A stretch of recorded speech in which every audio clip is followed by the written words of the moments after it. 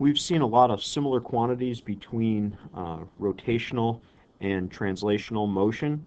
The final one that we're going to take a look at is momentum. In linear momentum or translational momentum, we've got the momentum equal to mass times velocity. For rotational,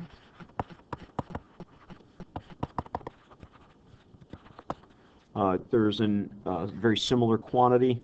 It's called angular momentum, and it's abbreviated with the letter L. And that angular momentum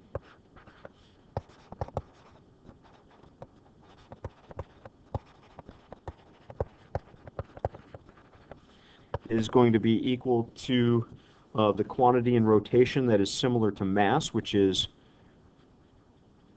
moment of inertia, times the quantity in rotational that's similar to velocity, which would be angular velocity. So this is our equation for angular momentum. Again, it's abbreviated by the letter L. Just like momentum for linear, angular momentum is also a conserved quantity.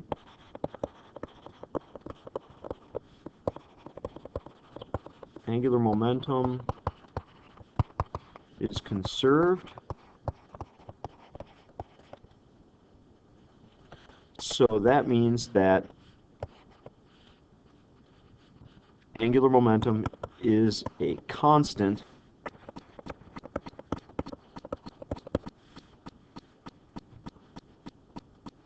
for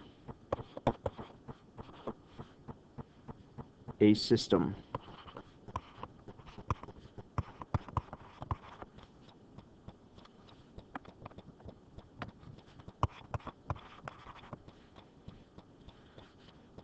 In other words, the angular momentum at the start is equal to the angular momentum at the end. Angular momentum for a system is constant. We can rewrite that as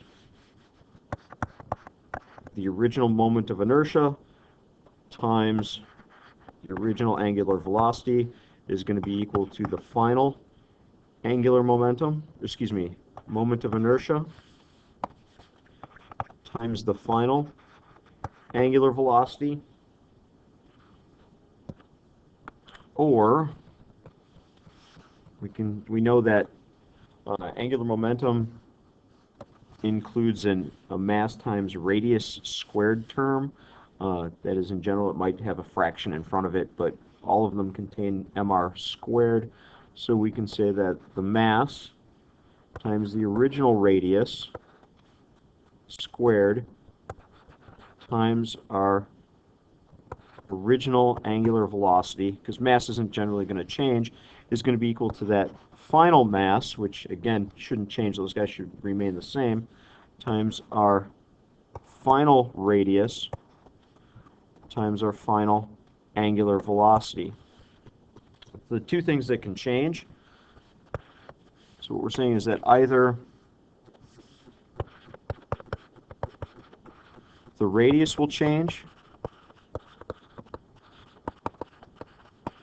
or the angular velocity will change.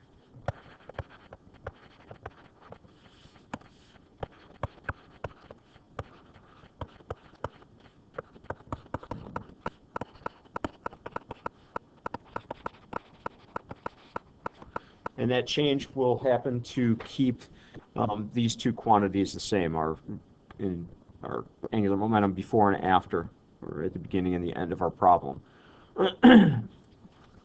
Keep in mind that just like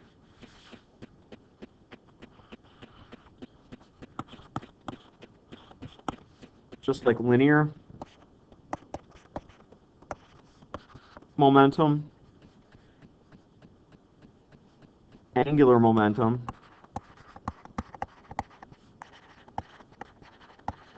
is also a vector.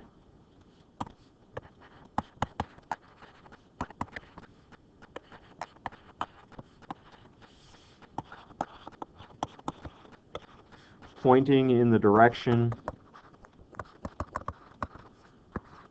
of the angular velocity vector.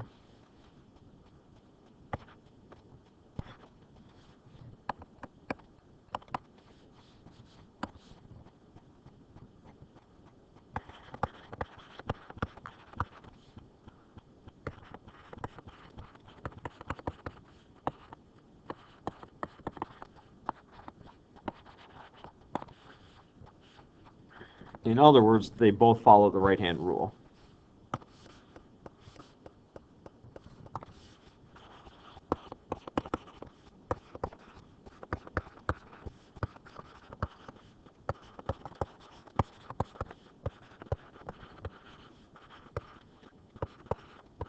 It's where if you take and curl your fingers around the axis of rotation in the direction of the rotation, your thumb will point, your right hand that is, you take your right hand and you curl it around the axis of rotation in the direction of the rotation, your thumb will point, will give you the direction of the velocity vector. It'll point in the direction of the velocity vector.